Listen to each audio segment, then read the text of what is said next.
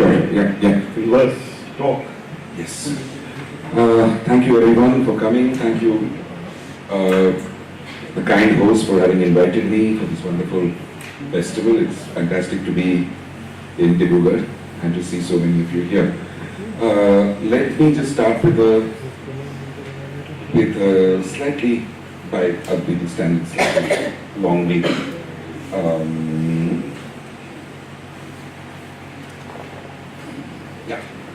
So, just a brief introduction to place this in context. The story is about 4 young people in a big city that is about to be completely transformed by the Second World War, without the war actually physically reaching the city too much. So Calcutta, at the beginning of the war, is a city of 2.3 million people, and in 10 years' time it will become a city of 8 million people. That will quadruple in size. It will quadruple because of events to do with the war, events to do with the Bengal famine and partition, which is also, of course, as we know, affected Assam directly. So here, these 4 characters are there. There is a wealthy young man called Kedar Lahiri, who wants to be a painter, who was supposed to go to Oxford to study a PE and then do a literature course and then join his father's law firm, but he can't go because of the war. And he has money and time and a sports car, and he's wandering around the city and thinking about art and trying to make art. There is Nirupama Mojumdar, who is a young Bengali history student, who is a secret volunteer for the Communist Party of India, which is then underground at that point still.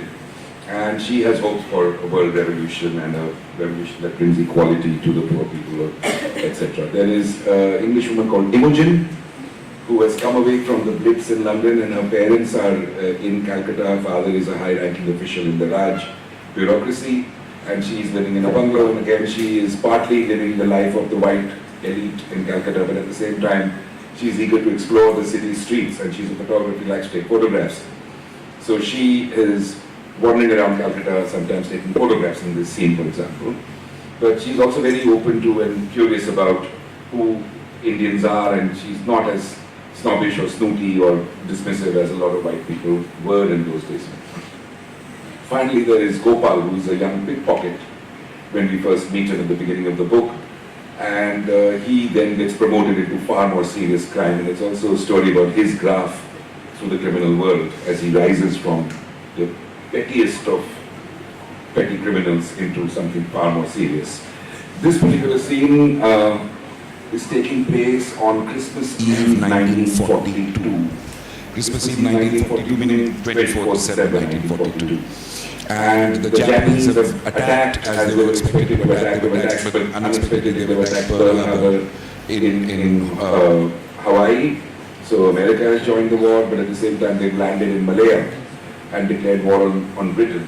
So the Japanese armies are going south towards Singapore and coming north towards Burma. And the city is completely tense and agog with all these tensions, in the middle of which Imogen has been walking around the city taking photographs. Another tram has brought her up the Strand and around Eden Gardens. She has walked past the Lieutenant Governor's mansion, Governor House as everybody calls it, and down Mayo Road with the open green of the Maidan on either side. She has kept her camera well out of sight while passing the tents being put up to receive troops who will be coming in soon, in droves apparently, and has only pulled it out once she's on a tram which will take her to Baliganj, where she's lunching with her mother at a friend's place on Mayfair Road. Checking the clouded little number window and the clanging and the shaking, cameras used to have little number windows where you could see which shot you were taking. Number window, the clanging and the shaking, she sees she has 7 exposures remaining, 7 photographs remaining, after the 3 this morning, and the 2 probably quite useless attempts last evening. It would be typical of life if she's aware, of course, that this solitary morning jaunt has purely been by way of passing some of the hours before saying goodbye to Andrew this morning and the ball this evening, which will be the last time together until Andrew is her lover. She hopes to marry him, he hopes to marry her. He's a major in the army, and he's about to be posted off to Burma. So this will be the last time together until she sees it and can't believe her eyes. A man, a boy, but just a torso of a boy who's nearly a man, bumping along the pavement, no lower body, no legs, as if the earth has half swallowed him. Just under where his legs should start is a square board of some thick wood with small wheels in each corner. We've seen this, still we see it in India today now. The wretched creature is using his hands, pushing against the ground to propel himself forward. Where the pavement drops into a driveway, the fellow pushes himself up, nudges the board over the edge with the stubs of his leg, and then swings back onto it with the practice skill of a trapeze artist. Imogen is already off the tram, running on the grass to steady herself before turning around and running back towards the trolleying boy. She's out of breath when she reaches him. The box camera is swinging from her neck like a pendulum. She catches it in mid-swing, opens the leather case before doubt and a sort of guilt insert themselves between her gasps. The boy stops his board, wondering if he's in trouble of some sort. Then he sees the contraption on the maid's neck, recognizes it, and makes a decision to go around her. Imogen tries to move out of his way, but only manages to step into his path. The boy rudders the other way at the same time as she steps to her left, and she finds she's in his way again. Suddenly, Imogen is desperate to break out of this self-made trap. She's desperate to turn around and run back to the tram, erasing any memory of this ghastly stupidity. She tries to step back, straight back, and finds a pair of hands gripping her shoulders. Before she can do anything about it, the hands have spun her around with great strength. "Shame on you!" The shout seems to be magnified by the woman's bangles, though there aren't many on her arms. There is a finger shaking in Imogen's face, and that makes the bangles louder. "You, shame! You're not being off human!"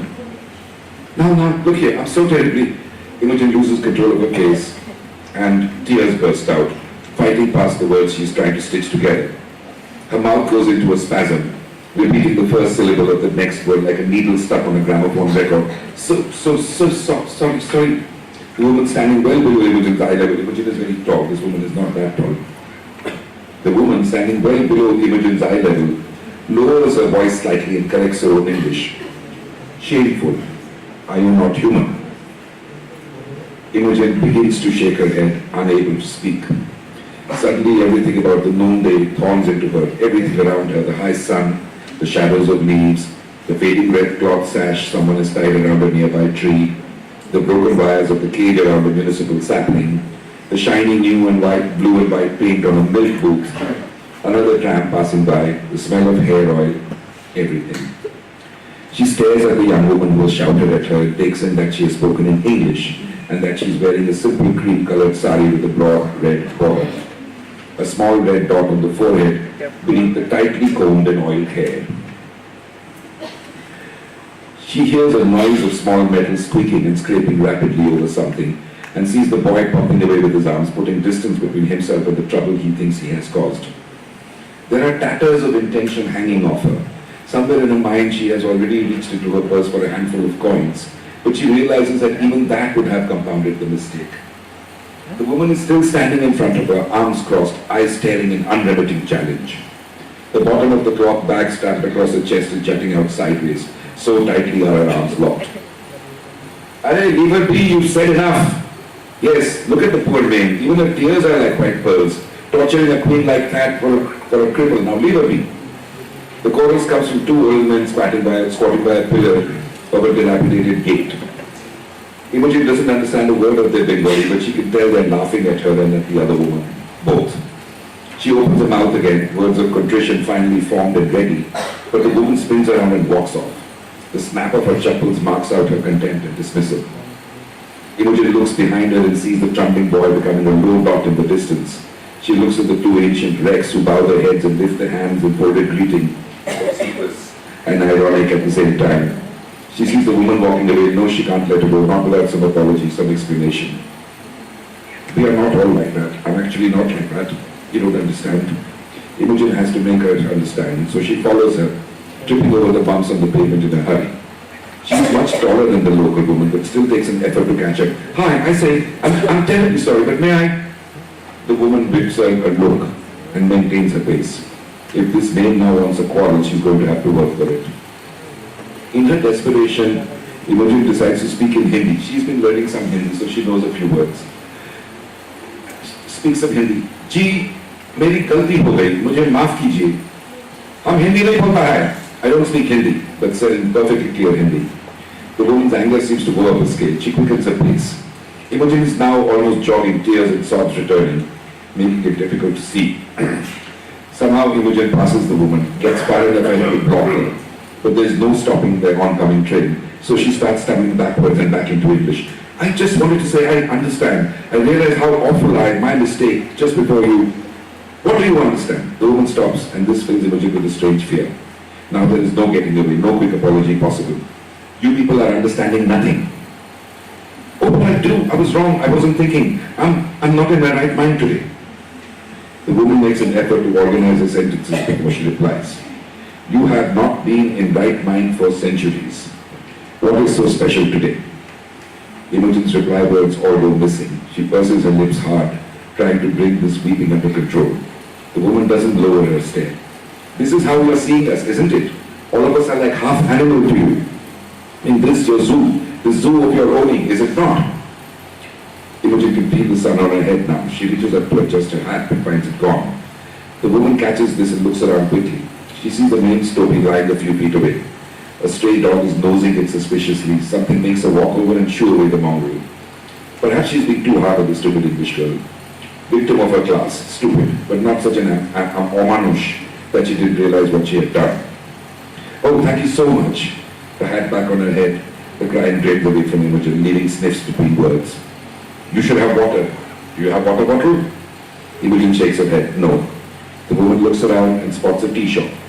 Maybe she should point it out to the girl. Then you should have some tea. It is boiled. It will calm you. Since arriving in India, Imogen has never touched any food off the street. It is the one taboo her mother's that she has religiously maintained. And then there's Andrew. Suicide, darling, and painfully slow at that. Boiled. Oh, that's an excellent idea. Would you mind tenderly having tea with me? The woman suddenly feels in no position to refuse. The irrational logic has been set in place the moment she fetched the girl's hat. And anyway, as a cable leader, Shominda would point out sarcastically, since 22nd June, the British are now allies in the anti-fascist struggle. So quick, then 22nd June is when Hitler attacks the Soviet Union. So the communists who see the British as obviously imperial oppressors are now being told by the Stalinist Communist Party to see them as allies. And of course, Nirupama is a secret volunteer for the Communist Party. So, as Shominda would point out, since 22nd June, sarcastically point out, since 22nd June, the British are now allies in the anti-fascist struggle. Dada, 2 teas. Yes, for the main side also, sure. Yes, she will have 2 teas. Imogen sits down on one of the benches, forcing herself not to check if it's dirty. The woman sits on the opposite bench. The stall boy comes with the tea. Imogen notices how close his fingers are to the overblowing brim of the funny little cups. She burns her own fingertips immediately and almost drops the slimy clay thimble. Following the woman, she blows on the surface and gingerly puts the cup down next to her, waiting for it to cool. It's a chai bhan, which we all know really well here. So, what do you call these cups? They're called bhan. Bhan. No, bhan. Bhan. Very good. Imogen lifts the bhan and makes herself sip from it. Her tongue feels seared. Serves you jolly but right, Imogen Snell's home. Oh, how very rude of me. I haven't introduced myself. Imogen Snell. The woman shakes her hand softly. My name is Nirupama Mojumdar. Nirupama? Nirupama. And you are Imogen. Imogen. Yes. Nirupama. Yes. But simpler is, you may call me Niru. And this is where the friendship between these two begins. So, before we move to questions, and because there are, well, I'm presuming younger people than us, inexperienced, I don't just mean age, just wanted to point out, I mean, why I really like this passage, and I'm so glad that he chose this one, to read is so many things that I love about the book, can be seen here is just how you use words, for instance. There's that bit where, she's angry and she's trying to apologize to Imogen, and Niru is angry, and then Niru turns around and flips her a look. you know, I mean, just how you use a word to just, without using too many words, you are able to explain what the tension is and what Neeru's expression is. The other is really, which is what fundamentally to me this book is about, this vast, magnificent epic book, is it's actually about individuals. It is a lot about history, a lot is happening, as he told you, it's, you know, in the early 1940s, the World War, quitting their movement, a lot is happening. But you have, and the colonial experience, of course, we tend to reduce, to some extent, I suppose we should, it to, you know, oppressor, oppressed, colonial experience. But here you have two people connecting. It's so, you know, things are not always so easy, and among individuals there can be, they're not always representative of their society or even perhaps of their class, certainly of their nation. And then a wonderful friendship then emerges. What I thought, you know, two questions. One is, it was obviously a conscious choice to set your story in the 1940s when a lot was happening. And of course, a conscious choice to set it in Calcutta. Now that because you are, Calcutta is you and you are Calcutta. But in another, as that film that you made, Planet Calcutta is a world, it's said that people say the Republic of New York, and I think the universe of Calcutta, or Kolkata.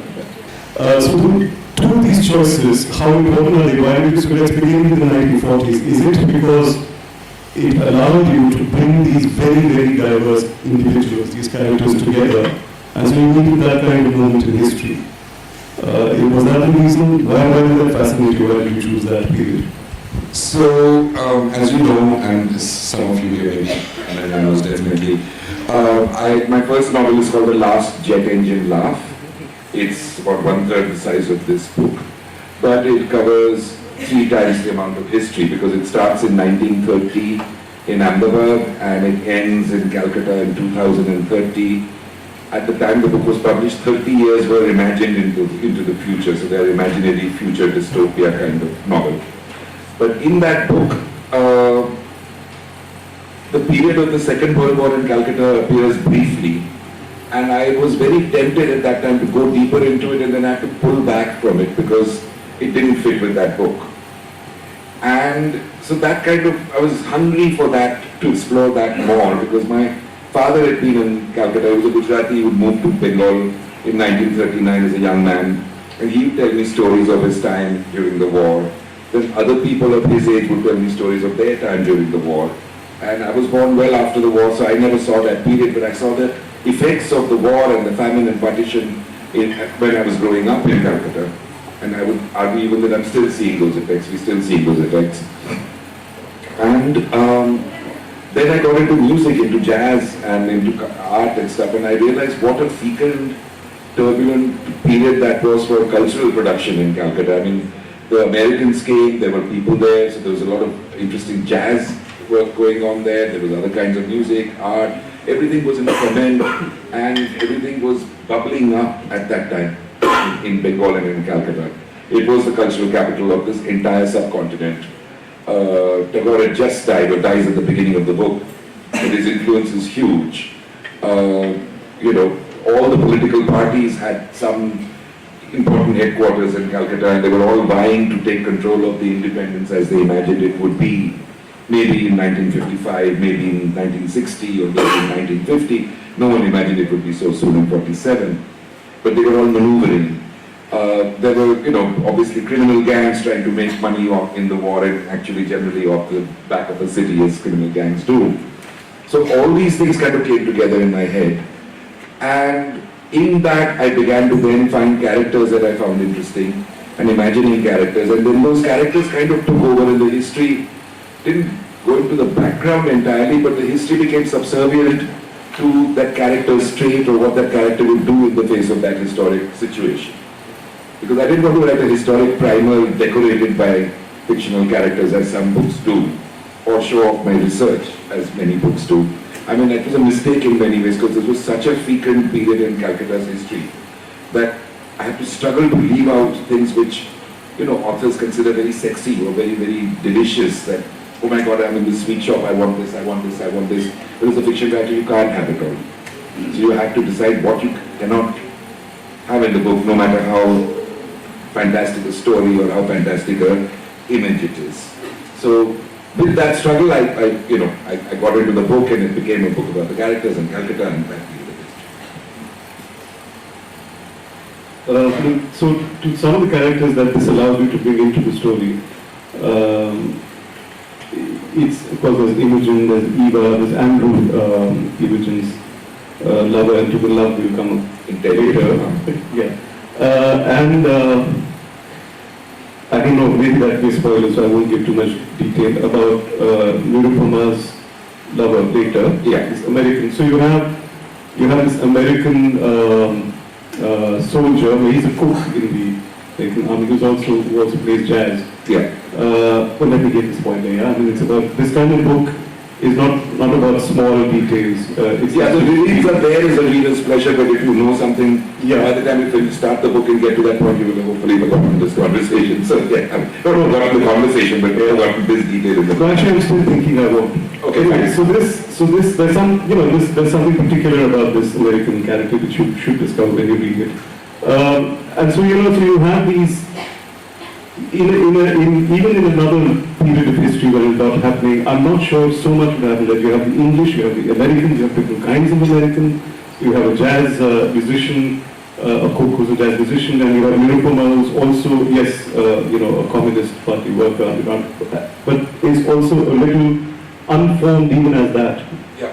Right? So it's 22, 23, so yeah. Yeah, and then you have Kedar, who of course could have become the stereotypical rich zamindar, and some of that is there. He has these many affairs and whatever, man of pleasure. But the world came there, different parts of the world and many different kinds of world. So was that again? I mean, I'm not trying to force you to admit that that's the reason why you chose this moment. Or would any other moment that you would have chosen allowed you that? No. So the temptation was this particular period, because what happens in Calcutta is that the moment the Japanese declare war on America, the Americans have an operation running out of Assam, but it is an unofficial operation which is a precursor to the later CIA operations in Central America and in Vietnam before they joined the Vietnam War. Air America, if anyone knows about that. Basically, what they're doing is they're supporting the nationalist Chinese army in China by supplying them with arms and ammunition and other supplies to fight the Japanese. So American pilots who are of the Air Force but not officially of the Air Force, flying American planes, are taking off from Assam, from airfields around Dibrugarh and other places, Jorat, here and there, and they're flying around the end of the Himalayas through those gorges, dropping off supplies in China and flying back. It is some of the most dangerous flying in the world.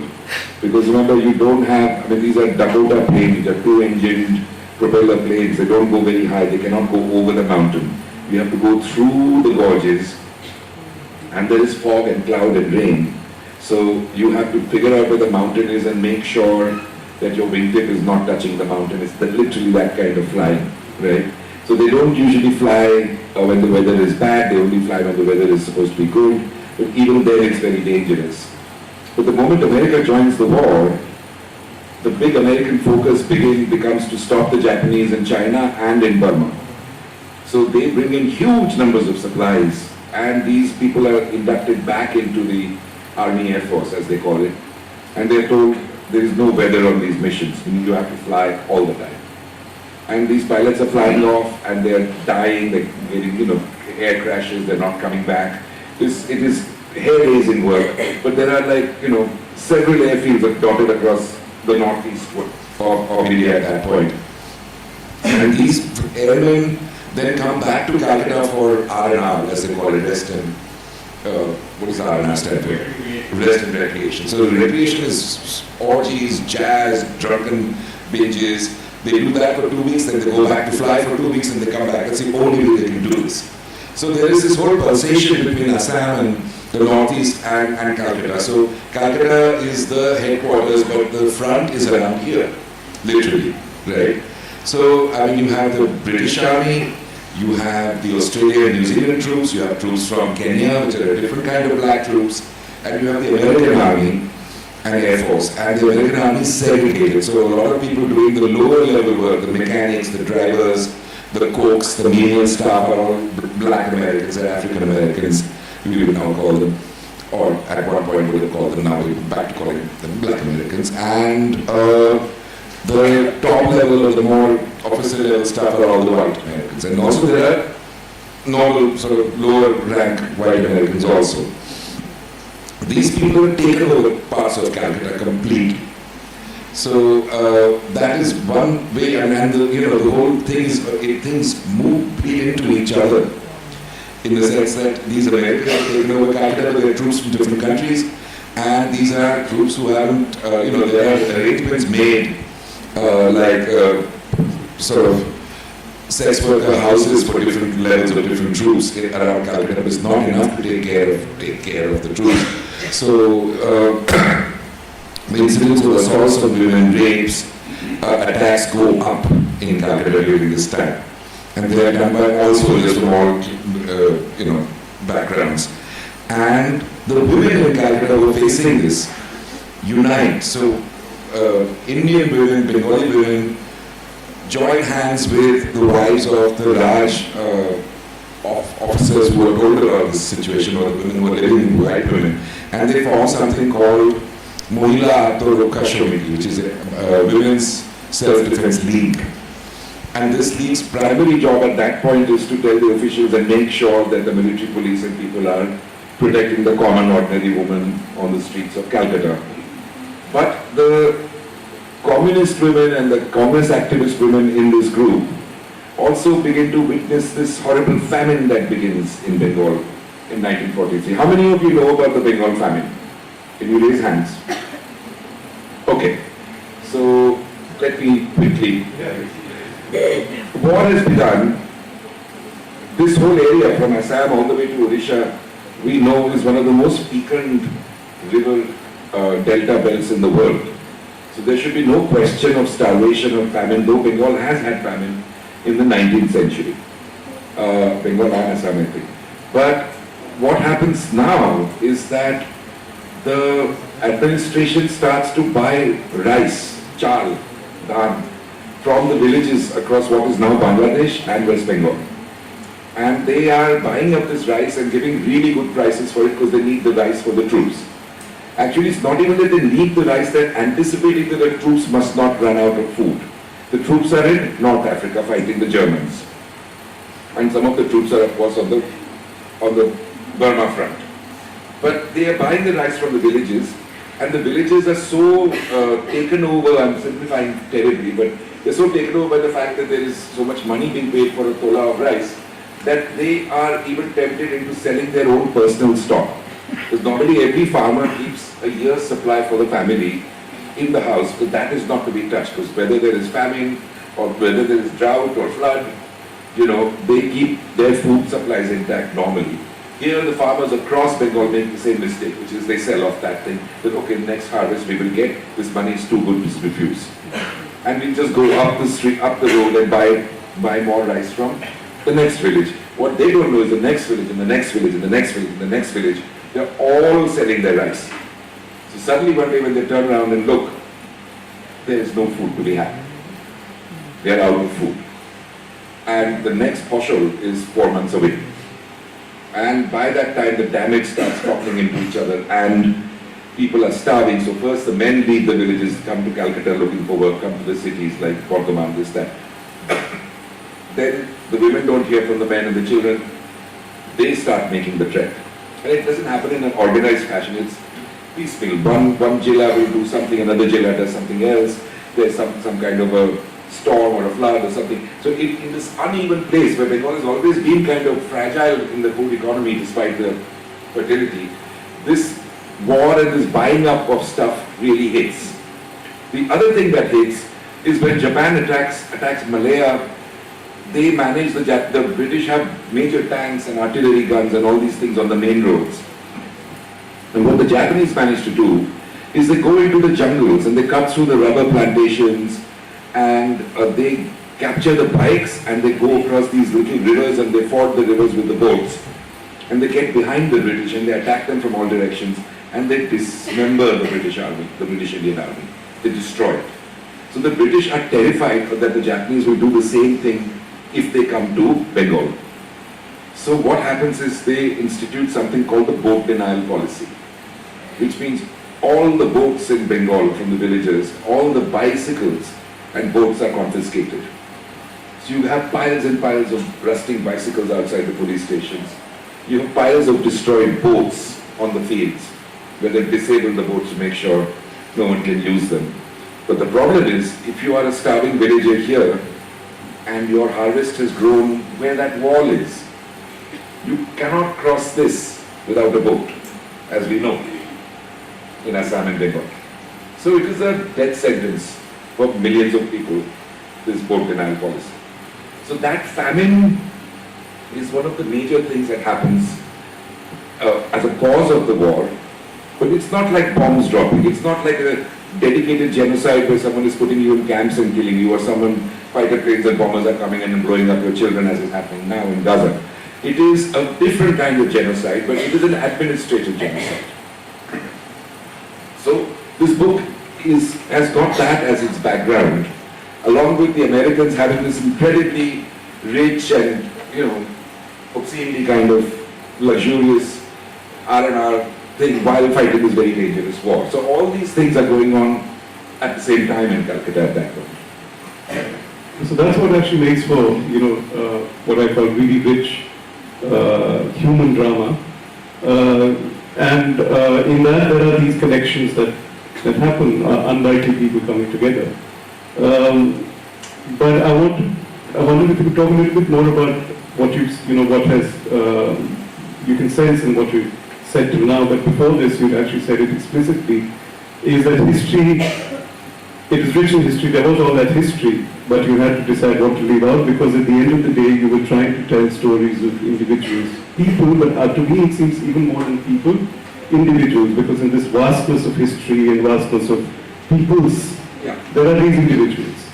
So is that something, am I just reading something into it, or is that what interests you about stories and people? I think it may not have been that clearly articulated in my head when I start to write it, but by the time I'm in the thick of it and almost coming to the end, that is exactly what it is. It is about, why am I writing this book at a time of 9/11, at the time of the Iraq War, at the time of the Afghanistan War, at the time of the Arab Spring, at the time of, this upheaval in our country with the Hindutva people coming into power in Delhi and in these states here, and then COVID, and and then after that, even Gaza has begun and Ukraine has begun by the time I finish the book. I'm like, all this is going on, this, quite engrossing and terrifying history is happening around me.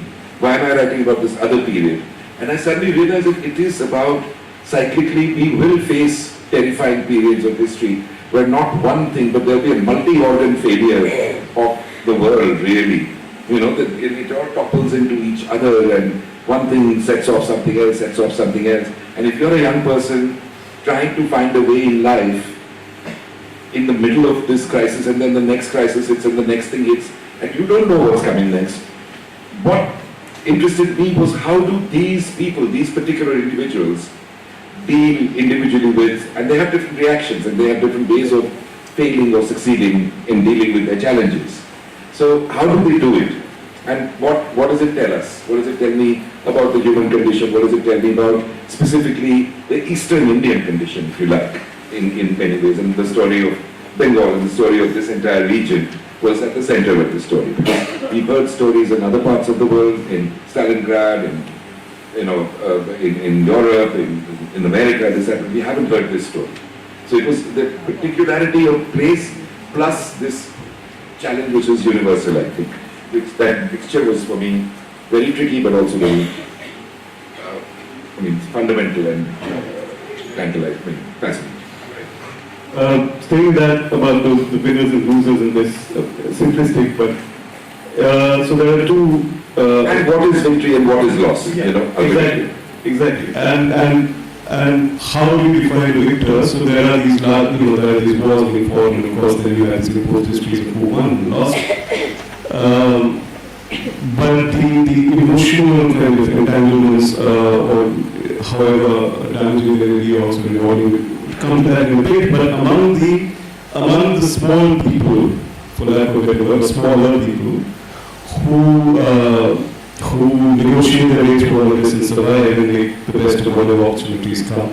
To me, it seems Gopal is one who manages to, in a sense, triumph may be too big a word, but he's the one who actually reaches some kind of success. Would you agree? Yeah, he does.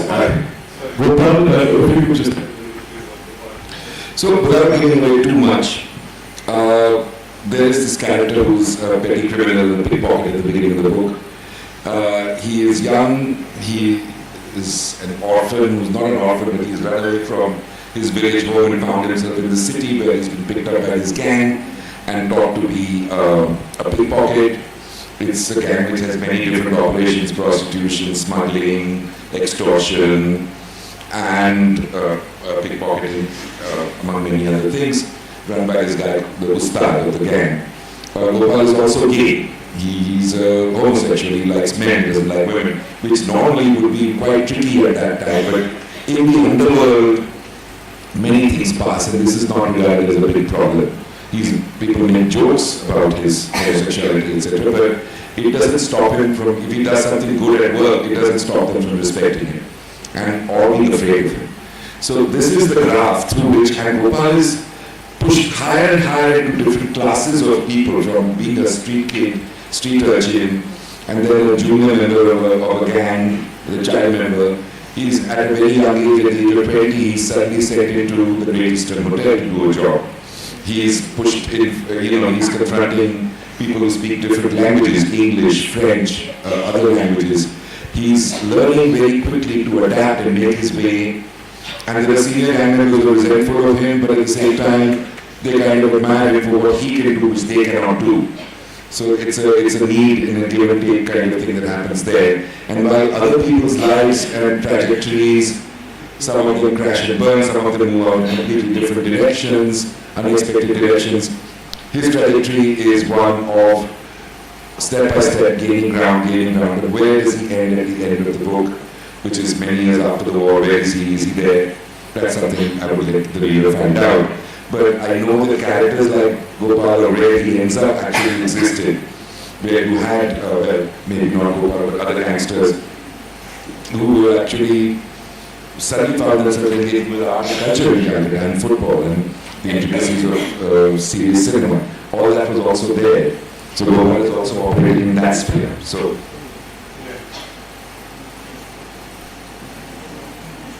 And the emotional kind of, let's say, landscape, the opportunities that arrive to people because of all these, this, as I can probably that's happening at this time. And so many things, so there's Imogen, there's Andrew, and then later they will come out with also with Jones. And a few other stories, even KR stories for that matter. So there is this brief flaring of love, and sometimes illicit. There is tension, there's danger, but always throughout there is a sense, as a reader, at least for me, that this is not going to last. And in a sense, even they know this is going to last, and none of these do last, these relationships. Actually, yeah. I mean, the friendships last. The loves meet their own fate in their own way, I suppose, yeah. Right, so is that a comment on other friendship? At that period, in that social milieu, yes. Not generally overall. No, I found that interesting because, I suppose that you're reading this where there are these characters and you invested in some characters, as a reader, and you say, okay, maybe they should be all together, but you also think that that's not going to work. I mean, it only works because you as a reader are also aware of the fragility of the tendencies of it, and if that is taken away and there is a need for resolution and they stay with each other, for a long time or whatever, it's not the same. So for me, in this vastness, all of these things are happening, these two connections, it's like building walls, I'm coming a bit shame. I mean, the one point I would make, sorry, is when I was starting to write it, when I was in the middle of writing it, I didn't think of it like that.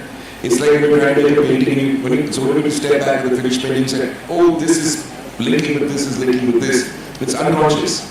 If you plan it, it will become too, sometimes, the accident and the intention together form a dance with any work of art, which is very important. So here, for example, this is, I would say, almost an anti-family novel in the sense that all the main characters somehow move away or reject or delink themselves from the home port of the family for different reasons and for different motivations and in different circumstances. Every one of them moves away from the Indian joint family or the English family or the village family or the city family. And so these are all individuals who have cut off from that community and they form different communities of their own which are not family blood kinships, which is just how it ended up. And in that context, of course, the great city of Calcutta, which we call the massive everything which is Calcutta, which I thought was a wonderful way, describing this big city and cosmopolitanism that and I think cosmopolitanism is a good word over now. It's something that everybody knows. I think it's a good word. So there's that, but it's Calcutta, of course, but you could also, all these people come together in this other room universe, the Great Eastern Hotel. Which is of course the title of the although it's there, it doesn't actually occupy such a large space in the novel. Yeah, in football terms, Great Eastern Hotel is a false nine for those who understand football. I mean, it pretends to be the striker, but the striker is something else, which is that I was interested in the hotel, but beyond the point, hotel stories are, this definitely has elements of the hotel story with the rooms, corridors, the machinations inside the hotel. But as the novel progressed, I began to realize that the hotel metaphor is shifting out, that's why the book is called Great Eastern Hotel and not The Great Eastern Hotel. Because the Great Eastern Hotel exists in Calcutta and was then the most expensive, exclusive, poshest hotel in the city. Now it's been revamped and taken over by Lalit. In between it was a ruin and a really deadly, dark, dingy place run by the West Bengal government for some time, etc. Then shut down. The hotel that we are actually talking about in this book is the city of Calcutta, which becomes a hotel. And it is the Great Eastern Hotel because if you can imagine different lives being occupied in different rooms, if you like. You don't know who's next to you, you don't know who's checking in, who's checking out, what rent and price they are paying, who's stowing away in some room. And the whole city becomes a host, like a hotel, because the original French word hotel is not a hotel for people, like Napoleon had a Hotel des Invalides, which is basically a house for the invalid soldiers of his armies, right? So the word hotel comes from there and then shifts to what we now call a commercial hotel. In many Indian languages, hotel also means restaurant. So, so that shifting word hotel, in this, the city becomes the hotel, and it's a very crazy, chaotic, brutal, fascinating, multi-layered hotel. So, in that sense, that's what, again, was not planned, but emerged as I was writing, like, oh, that's the hotel. Okay, got it. For me also, there was this, maybe it was at the back of my head, for me also there was this moment when you said, so that's the hotel. So, okay. Just about the research, because something like this would have, is someone keeping time here? Do we have 10-15 minutes? What? It's 12:30. So we have about 10 minutes, I think, or 15. So let a couple more questions and then maybe we'll see if someone in the audience has questions. Is the research, because this would have involved enormous... Some, yeah. Huh? Yeah. As usual, it was a mistake piled on a mistake. So the first mistake was to take on such a eventful period of time. Because if you want to, if you're attempting to make art, it's good to start with a small palette with a few colors, and you're limited by the colors, which forces your creativity into something. But here I had 570 colors, and I had to, the temptation was to use all of them in some kind of mosaic, so it was so much going on, as I said.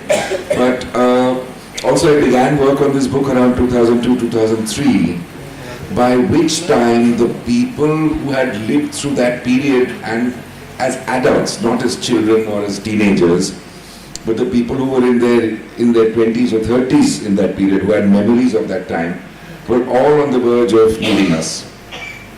So there were people dying all the time, and I managed to catch a few of them for oral histories and details of life at that time. For example, there was a man called Sam Sarkar, who was one of Calcutta's oldest Jewish, citizens, who said that during the riots, the Hindus and Muslims would stop for 1 hour and let us through to the market, the Christians and Jews, because we had to go to the market and come back. That's mentioned at the end of the book, for example. Or this old Bengali gentleman who described like a wedding feast in a Bengal village, where the village was on a small island.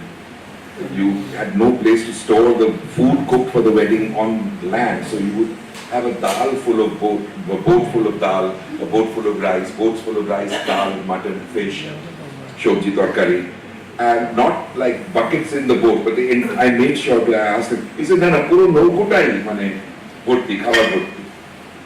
But that was crazy for me, that in this riverine culture, the boat is the vessel for food also, like fresh, hot food, where they come and then they fill it up and then serve, and the next bunch of people sits, that kind of image. The jazz stuff that you get in the beginning of the book, I won't give it away, but that's very real. I mean, the Americans left behind a lot of equipment, and it was bought in that fashion. So that you can't make this stuff up, right? When you actually hear people describing some things, you think, wow, I could never have imagined that in 100 years, and that's always, because reality is always more bamboozling than our imagination. So yeah. So the research was that, plus the reading, plus British Army, India Office Library, Statesman, this, that, other stuff, endless stuff. But at the same time, I was really conscious. Again, I'll repeat this: that the research could not be. I didn't want to wear the research. Didn't want the novel to wear its research on its sleeve. The research should come through like a subtle taste in the cooking rather than as the major taste. So, which is a mistake I think a lot of historical novels end up making. That's true. I think nowhere does the story suffer, because in fact the research is. In fact, I have to be honest. There were times where I felt, okay, you're holding yourself back. From joining the dots. Yeah, some research. Sometimes I think. How do you say it? Without sounding rude, but I'm also a reader, so can't be rude. Is that one shouldn't overestimate the intelligence of, not intelligence, but the ability of readers to get stuff. Yeah. That's always it's always a gamble. It's a Russian roulette, really. Some people say you're over-explaining the war. Why are there so many war scenes in the book? And other people think without the war scenes we wouldn't understand what's going on. And then there's other stuff that's not explained. And perhaps, especially for a Western audience, that might have been something that debilitates the book in certain areas of the world. I don't know. I mean, primary reader would be Eastern Indian, then the rest. So I don't need to explain to people here who Netaji Subhash Chandra Bose is, or who Gandhi is, or who Jinnah was, or what partition is. Whereas somebody in Slovenia or somebody in Uruguay might need a primer. So what do? No, but in many ways I think that novels like this, what they do also when you're talking about partition, Bose, Gandhi, is also for a lot of us who are from here, we think that we understand all these realities, the kind of, the imperfections even of those realities and those personalities, the characters and what they say, and sometimes what the narrator says. It's good to have your assumptions challenged very effortlessly, like Bose being this great revolutionary who would have been a great alternative to Gandhi, or even that Gandhi was the best that could have happened, or even that partition was anybody's fault at all. The idea of a nation, etc. All of these things, which. And I love it that if you cannot do this, or many people cannot do this now in actual in academic work, in non-fiction work, but which is necessary, can be done in fiction, is to question all of this nonsense that's going on. Nonsense is too, I think, mild a word for dangerous stuff that's going on. And therefore, I think even books like this, novels, are really important and interesting, and more, more of that should happen. So many things that I could say about the novel, and perhaps we have to. Thank you for such a close reading. I'm really grateful. I did enjoy it, and I didn't have too many quarrels with it. There are a few that I did. I will talk about it. If anyone like Ananya and I know about Ravi's reputation, Ravi is one of our most brilliant editors.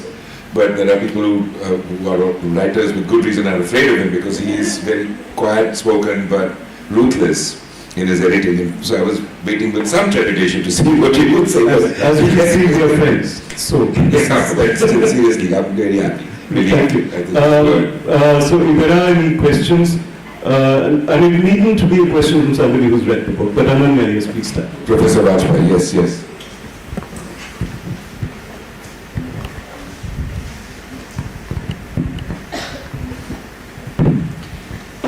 Thank you so much, Ravi and Ruchi Babu. I just wanted to ask you, I haven't read the book yet, although I read you regularly in the newspaper and I loved your first novel.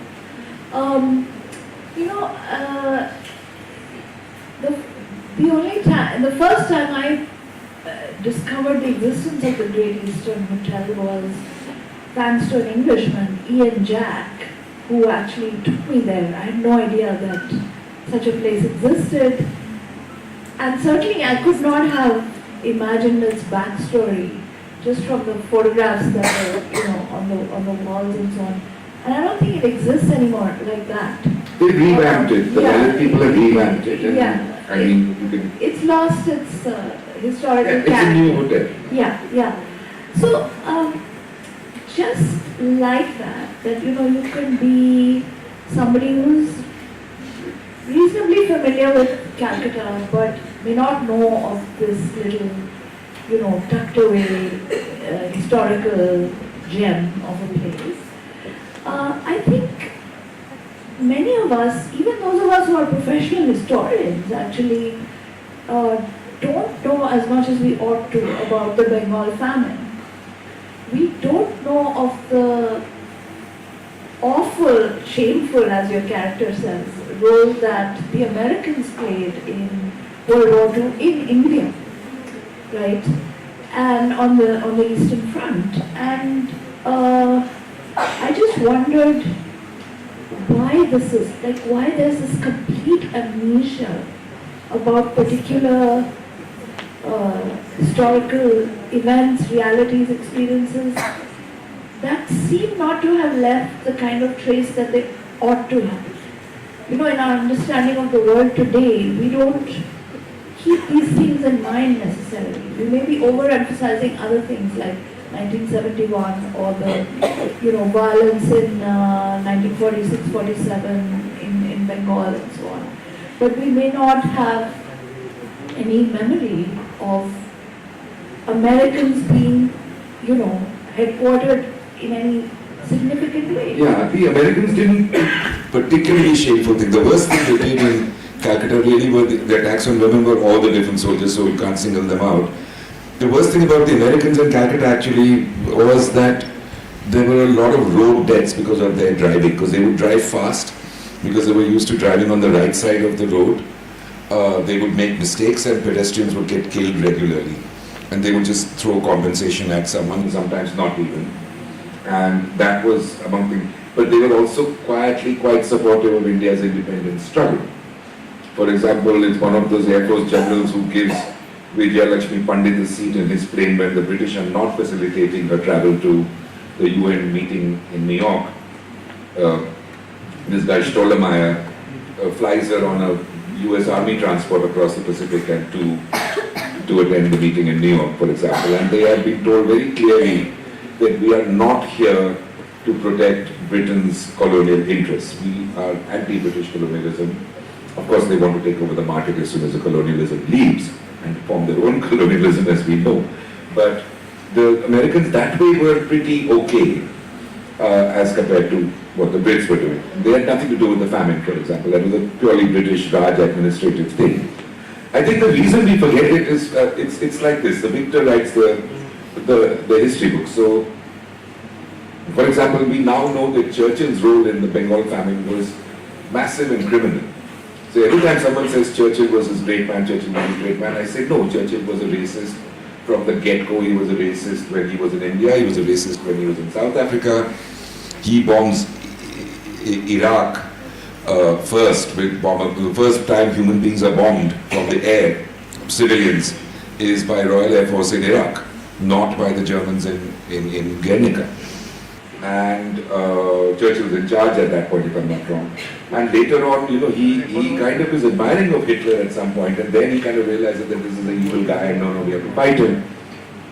But, and he says that, the Indians, he hates the Indians, especially hates the Hindus, but they are awful people, and let them die, they breed in the thousands, and I'm not here to feed them. And Leo Amery and the other people in his cabinet are saying, sir, we have a major famine, we need to help. Canadians and Australians are saying we can send ships, and saying no, we're not sending any ships there. And the role he plays becomes clear with the files that have been released of late. But in 1970s, when this is being looked back at, Churchill cannot be identified as a villain, because he wasn't at that time by us. The British Raj and the middlemen who worked with the British Raj were the villains for the famine. But Churchill himself was not. So I had to be very careful for historical accuracy not to have a go at Churchill in the book. But the fact is, a lot of history was obfuscated, pushed away. Even among British military annals, the Burma War is called the Forgotten War, or the armies are called Forgotten Armies. Because first there was huge, dreadful defeat, and in the victory there was nothing spectacular. The victory was happening as a normal pushback after Japan was being pushed back by the Americans in the Pacific, and Germany had been, almost destroyed. That's when the Burma campaign happens, where the Americans and the British push through and they recapture Burma and free Burma, whatever. But those histories are shameful, muddy, trampled upon. Chiang Kai-shek, who they support, loses and Mao comes to power. So there's no clear narrative, and certainly the imperial power of the Americans don't look so good in that. The Americans maintain the history of the air supply route and all that. It's the British who don't really want to dwell on this period. And for us Indians, the collaboration, the fact that we had the famine, which is not just the British, and different, again, war histories and different Calcutta histories, it doesn't fit in with our nationalist independence narrative. Or even with a clear-cut, communal violence that led to partition narrative. It's a simple graph. This is muddied. It's muddied by, what's going on economically. There's also, while the partition violence is happening, there's also the Tevaga movement, which the book mentions, where the peasants are in an armed uprising against the Jamindars across Hindu-Muslim communities in Bengal, and even after partition, even after independence, in Bangladesh, in East Pakistan and West Bengal, peasant and Adivasis are fighting the police, and there's massive brutal crackdown, especially in East Pakistan, but also in West Bengal. So this is again, it's a muddy history. It's a smudging of a clear picture which we love to have. So that's partly one reason, I would say. So, the book that can lend itself to this kind of conversation, you can just imagine just how rich it is in what it says and what it hints at and what is subterranean in the story. So I hope some of you at least will read it. It is a big book, but you'll be rewarded if you invest your time, and importantly also invest your money. Just have maybe 5 cups of It's got 116 small sections, Ravi, and the largest section is only 15,000. But some of the sections, despite the fact that there is this, it's Saki, Nagasaki, which we discover, who is piecing together these many stories, and in a sense is the architect of this novel. What was I going to say? Yes, despite that there is this person, in bits and pieces and in sections retailing history. There are sections which are standalone, and they work really, really, really very well as kind of almost novellas in themselves. So thank you very much, Ruchi. Thank you, Ravi. Thank you. Thank you, festival people. Thank you, all the volunteers. Thank you. Thank you.